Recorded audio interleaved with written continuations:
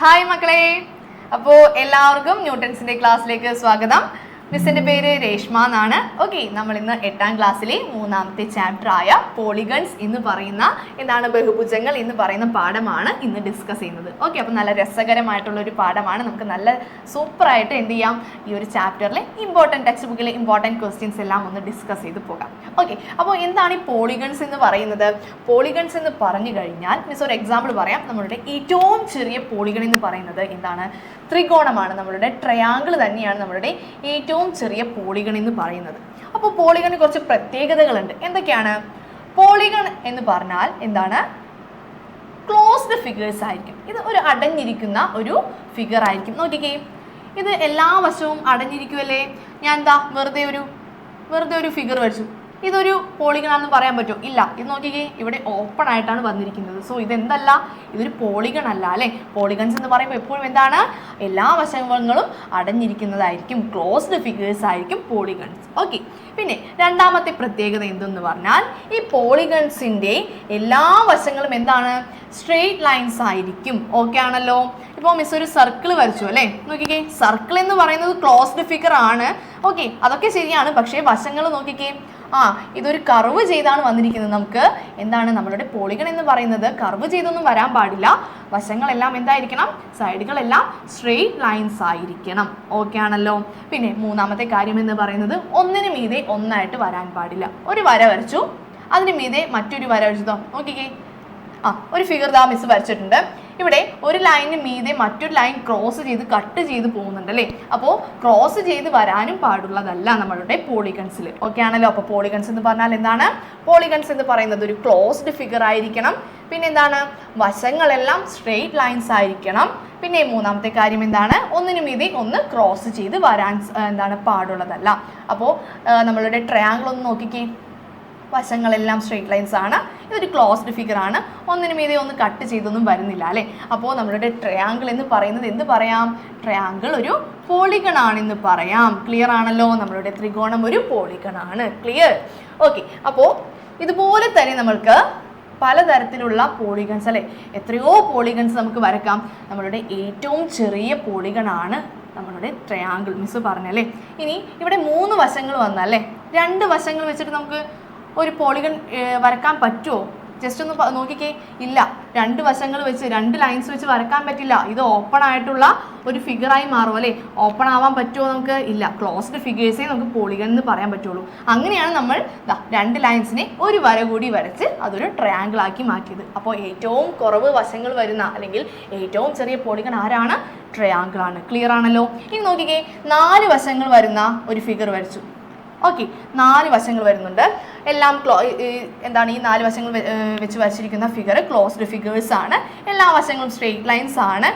ഒന്നിനു മീതെ ഒന്നായിട്ട് പോകുന്നില്ല. അങ്ങനെയാണെങ്കിൽ ഈ വരച്ചിരിക്കുന്നത് എന്താണ്? പോളിഗൺ ആണെന്ന് പറയാം. അപ്പോൾ ഈ 4 വശങ്ങൾ വരുന്ന പോളിഗൺ എന്തൊക്കെ വരുന്നുണ്ട്?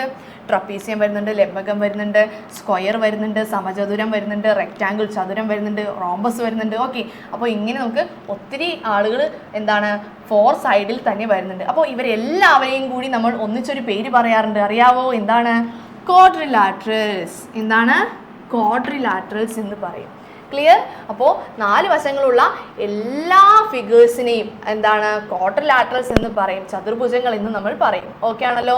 യെസ്. അതുപോലെ തന്നെ ഇവിടെ 3 വശങ്ങൾ വരുന്നത് വരച്ചു, അത് ത്രികോണമാണ്. ഇവിടെ ക്വാഡ്രിലാറ്ററൽ 4 സൈഡുള്ളത് വരച്ചു, അതിനെന്ത് പറയാം? ക്വാഡ്രിലാറ്ററൽസ് എന്ന് പറയാം അല്ലേ. ഇനി 5 വശങ്ങൾ വരുന്ന പോളിഗണി നമുക്ക് പേര് പഠിച്ചിട്ടുള്ള എന്താണ്? പെൻറ്റഗൺ എന്ന് പറയും. ഓക്കെ അല്ലേ. ഇനി 6 വശങ്ങൾ വരുന്ന ഒരു പോളിഗണെ നമുക്ക് എന്ത് പറയാം? ഹെക്സഗൺ എന്ന് പറയാം. അങ്ങനെ ഒത്തിരി പോളിഗൺസ് നമുക്ക് സൈഡ് വശങ്ങളുടെ എണ്ണം കൂട്ടി ഇങ്ങനെ വരച്ച് പോകാം. ഇവ എല്ലാവരും നമ്മൾ പറഞ്ഞതുപോലെ തന്നെ ക്ലോസ്ഡ് ഫിഗേഴ്സ് ആണ്. വശങ്ങളെല്ലാം സ്ട്രെയിറ്റ് ലൈൻസ് ആണ്. പിന്നെ ഒന്നിനു മീതെ ഒന്നായിട്ട് പോകുന്നില്ല. ഓക്കെ, അപ്പോൾ ഇവരെല്ലാവരും പോളിഗൺസ് ആണ്. അപ്പോൾ പോളിഗൺസിൻ്റെ ഒരു ഐഡിയ നിങ്ങൾക്ക് വന്നല്ലോ. എന്താണ് ഈ പോളിഗൺസ് എന്ന് പറഞ്ഞു കഴിഞ്ഞാൽ? ഓക്കെ, അപ്പോൾ ഏതൊക്കെ ഫിഗേഴ്സ് ആണ് ജസ്റ്റ് നമുക്കൊന്ന് കണ്ടു നോക്കാം. ഓക്കെ അല്ലേ. നമുക്കപ്പോൾ പോളിഗൺസ് ഒക്കെ നോക്കിയാലോ, ഇപ്പോൾ പറഞ്ഞ കാര്യങ്ങൾ വെച്ചിട്ട്. ഓക്കെ, അപ്പോൾ നമ്മൾ ഏറ്റവും ചെറിയ പോളിഗൺ എന്ന് പറയുന്നത് നമ്മുടെ ട്രയാങ്കിൾ, ത്രികോണം. നോക്കിക്കേ, 3 വശങ്ങളുണ്ട്, എല്ലാം ക്ലോസ്ഡ് ഫിഗേഴ്സ് ആണ്, ഒന്നിനു മീതെ ഒന്ന് വരുന്നില്ല. Okay, triangle. പിന്നെ എന്താ പറഞ്ഞത്? ക്വാഡ്രിലാറ്ററൽ ചതുർഭുജം എന്ന് പറഞ്ഞു 4 വശങ്ങൾ വരുന്ന ഏതൊരു ഫിഗറിനെയും നമുക്ക് എന്ത് പറയാം? ചതുർഭുജം എന്ന് പറയാം. പിന്നെ ആരാ വരുന്നത്? പെന്റഗൺ പഞ്ചഭുജം. ഓക്കെ, ഇവിടെ എന്താ 5 സൈഡ് വരുന്നുണ്ട്. പിന്നെ ആരാണ്? ഹെക്സഗൺ ഷഡ്ഭുജം. ഇങ്ങനെ പോയിക്കൊണ്ടേയിരിക്കും. ഓക്കെ ആണല്ലോ?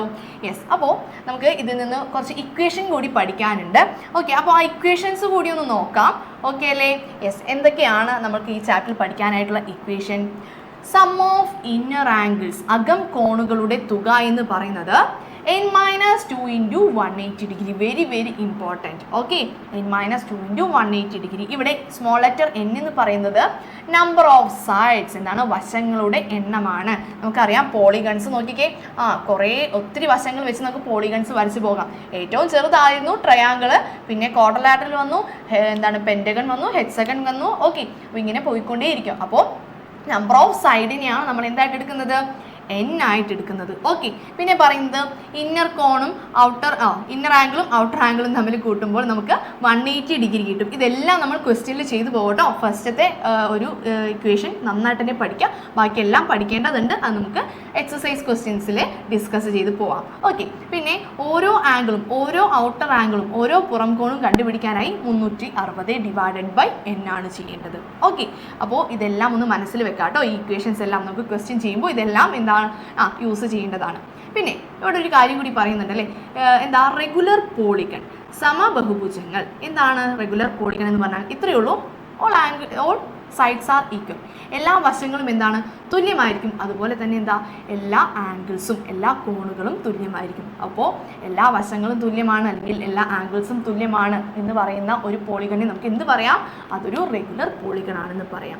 ഓക്കെ ആണല്ലോ? യെസ്. അങ്ങനെയാണെങ്കിൽ ഫസ്റ്റത്തെ ഇക്വേഷൻ എന്തായിരുന്നു? സം ഓഫ് ഇന്നർ ആംഗിൾസ് അല്ലേടാ. കോണുകളുടെ തുക കണ്ടുപിടിക്കാനായുള്ള ഇക്വേഷൻ എന്തായിരുന്നു? n-2 into 180 degree. Very very important കേട്ടോ. ഓക്കെ, ജസ്റ്റ് മിസ് ഒരു എക്സാമ്പിൾ ഒന്ന് കാണിച്ചു തരാം. നോക്കിക്കേ, ഇപ്പോൾ ഒരു ട്രയാങ്കിൾ വരച്ചു. ABC എന്ന് പറയുന്ന ഒരു ട്രയാങ്കിൾ വരച്ചിട്ടുണ്ട്. ഓക്കെ, ABC എന്ന് പറയുന്ന ട്രയാങ്കിൾ വരച്ചു. നമുക്ക് എല്ലാവർക്കും അറിയാം അല്ലേ, angle A plus angle B plus angle C എന്ന് പറഞ്ഞാൽ ഒരു ത്രികോണത്തിൻ്റെ, ഏതൊരു ത്രികോണത്തിൻ്റെയും എല്ലാ കോണുകളുടെയും തുക എത്രയായിരിക്കും? നമുക്കറിയാലോ, എത്രയാണ് എല്ലാ ആംഗിൾസിൻ്റെയും സം എന്ന് പറയുന്നത്? 180 ഡിഗ്രി ആയിരിക്കും. ഓക്കെ, അത് നമുക്കറിയാവുന്ന ഒരു കാര്യമാണ് അല്ലേ. ഓക്കെ, മിസ്സായി എഴുതുന്നു 180 ഡിഗ്രി. ഇനി നമുക്ക് ഇക്വേഷൻ്റെ രീതിയിലൊന്ന് ചെയ്ത് നോക്കിയാലോ? Okay, yes. അപ്പോൾ സം ഓഫ് ആംഗിൾസ്, കോണുകളുടെ തുക. എന്താണ് ഇക്വേഷൻ പഠിച്ചതെന്ന് പറഞ്ഞേ? n-2 into 180 ഡിഗ്രി എന്നാണ് നമ്മൾ പഠിച്ചത്. ഓക്കെ ആണല്ലോ? ഈ n എന്ന് പറയുന്നത് എന്താണ്? Small letter n. Number of sides, number of sides എന്താണ്? വശങ്ങളുടെ എണ്ണമാണ്. നമുക്കറിയാം നമ്മളുടെ ത്രികോണത്തിൽ അല്ലെങ്കിൽ എന്താ നമ്മുടെ ട്രയാങ്കിളിൽ എത്ര വശങ്ങളാണുള്ളത്? 3 വശങ്ങളാണ്. അപ്പോൾ ദാ മിസ് എന്നിന് പകരം എന്ത് കൊടുക്കുന്നു? 3 കൊടുക്കുന്നു അല്ലേ. 3 വശങ്ങളാണല്ലോ. 3 - 2 into 180 degree. 3 - 2 1 into 180 degree. That is എത്ര തന്നെ വന്നു? 180 ഡിഗ്രി. നമുക്ക് ഓൾറെഡി അറിയാമായിരുന്നു. ഇപ്പോൾ കണക്റ്റ് ആയോ എങ്ങനെയാണ് കണ്ടുപിടിക്കേണ്ടതെന്ന്? ഓക്കെ, അപ്പോൾ നമ്മൾ എന്താ സം ഓഫ് ആംഗിൾസ് വളരെ ഇമ്പോർട്ടൻ്റ് ആയിട്ടുള്ള ഒരു ഇക്വേഷനാണ് n-2 into 180 ഡിഗ്രി. അപ്പോൾ എത്ര സൈഡുള്ള പോളിഗൺ തന്നോട്ടെ, നമുക്ക് എന്ത് ചെയ്യാം? എത്രയാണോ സൈഡ് അത് നമ്മൾക്ക് എന്നിൻ്റെ സ്ഥാനത്ത് ഈ ഇക്വേഷനിൽ ഇട്ട് കൊടുക്കാം. നേരെ എന്ത് കണ്ടുപിടിക്കാൻ സാധിക്കും? നമ്മളുടെ സം ഓഫ് ആംഗിൾസ്, കോണുകളുടെ തുക നമ്മൾക്ക് കണ്ടെത്താൻ സാധിക്കും. ഓക്കെ ആണല്ലോ? യെസ്. ഇനി നമ്മൾക്ക് ഓരോ ആളുകളുടെയും, നമ്മളിപ്പോൾ പറഞ്ഞ ഓരോ പോളിഗൺസിൻ്റെയും ആംഗിൾസ് എങ്ങനെയൊക്കെയാണ് കണ്ടുപിടിക്കുക, അതിന് എന്നിന് പകരം വശങ്ങളുടെ എണ്ണം ഇട്ട് കൊടുക്കുമ്പോൾ അവരുടെ സം ഓഫ് ആംഗിൾസ് എത്രയൊക്കെയാണെന്ന് ഒന്ന് ഡിസ്കസ് ചെയ്ത് നോക്കാം. Okay, yes. നമുക്കിനി അതൊന്ന് നോക്കിയാലോ? യെസ്, നോക്കാം. ട്രയാങ്കിൾ, ത്രികോണം. നോക്കിക്കേ, പോളിഗൺസിൻ്റെ എന്താണ്? പോളിഗൺസ് ആണ് നമ്മൾ ഫസ്റ്റ് കോളത്തിൽ കൊടുത്തിരിക്കുന്നത്. നമ്പർ ഓഫ് സൈഡ് നോക്കിക്കേ, പോളിഗൺസിൻ്റെ വശങ്ങളുടെ എണ്ണമാണ് സെക്കൻഡ് കോളം. ഇവിടെ നമുക്ക് കണ്ടുപിടിക്കേണ്ട എന്താണ്? കോണുകളുടെ തുക, സം ഓഫ് ആംഗിൾസ്. ട്രയാങ്കിൾ, ത്രികോണത്തിന് നമ്മളിപ്പോൾ കണ്ടുപിടിച്ചല്ലേ, 3 വശങ്ങളുണ്ട്. അപ്പോൾ നമ്മളുടെ ഇക്വേഷൻ n-2 into 180 ഡിഗ്രി എന്ന് പറയുന്ന ഇക്വേഷനിൽ എന്നിന് പകരം ഈ 3 കൊടുക്കാം. അപ്പോൾ 180 കിട്ടും. ഓക്കെ, നെക്സ്റ്റ് വൺ ക്വാഡ്രിലാറ്ററൽസ്, ചതുർഭുജം. ചതുർഭുജം എത്രയുണ്ട്? 4 വശങ്ങളാണുള്ളത്. അപ്പോൾ n-2 into 180 ഡിഗ്രി എന്ന് പറയുന്ന ഇക്വേഷനിൽ എന്നിന് പകരം എത്രയാണ് കൊടുക്കേണ്ടത്? 4 വശങ്ങളല്ലേ, അപ്പോൾ 4 മൈനസ് 2 ഇൻറ്റു 180 ഡിഗ്രി. അപ്പോൾ 2 ഇൻറ്റു 180 360. അതുപോലെ പെൻറ്റഗണിന് 5 വശങ്ങളാണ്, എന്നിന് പകരം 5 കൊടുത്തു. ഹെക്സഗണിന് 6 വശങ്ങളാണ്, എന്താണ് ഹെക്സഗണിന് 6 വശങ്ങളായതുകൊണ്ട് എന്നിന് പകരം 6 കൊടുത്തു. ഓക്കെ, അങ്ങനെ എല്ലാം നമ്മളിതാ കണ്ടുപിടിച്ച് വെച്ചിട്ടുണ്ട്. നിങ്ങളൊന്ന് ശ്രദ്ധിച്ച് നോക്കിക്കേ, എല്ലാവരുടെയും വശങ്ങളുടെ എണ്ണം നോക്കിക്കേ. ഇവിടെ 3, 4, 5, 6, 7, 8 അല്ലേ, ഇങ്ങനെ ഓരോ വശങ്ങൾ കൂടുന്തോറും ഇവിടെ സം ഓഫ് ആംഗിൾസിൻ്റെ വ്യത്യാസം ആർക്കെങ്കിലും മനസ്സിലായോ? നോക്കിക്കേ, ഇവിടെ 180 ആയിരുന്നു അല്ലേ, 3 വശങ്ങളായപ്പോൾ ഇവിടെ 180 ആയി, 4 ആയപ്പോൾ 360 ആയി, 5 ആയപ്പോൾ 540 ആയി. അതിൽ നിന്നൊരു കാര്യം നമുക്ക് മനസ്സിലാക്കാം, ഓരോ വശങ്ങളുടെ എണ്ണം കൂടുന്തോറും സം ഓഫ് ആംഗിൾസ് കോണുകളുടെ തുകയും കൂടിക്കൊണ്ടേയിരിക്കും. എത്ര കൂടും? 180 വെച്ച് കൂടിക്കൊണ്ടേയിരിക്കും. ഓക്കെ, ഇവിടെ നോക്കിക്കേ, 3 വശങ്ങളായപ്പോൾ 180 വന്നു, 4 വശങ്ങളായപ്പോൾ 180 പ്ലസ് 180 360 ആയി, 5 ആയപ്പോൾ 360ൻ്റെ കൂടെ വീണ്ടും എത്ര കൂട്ടണം?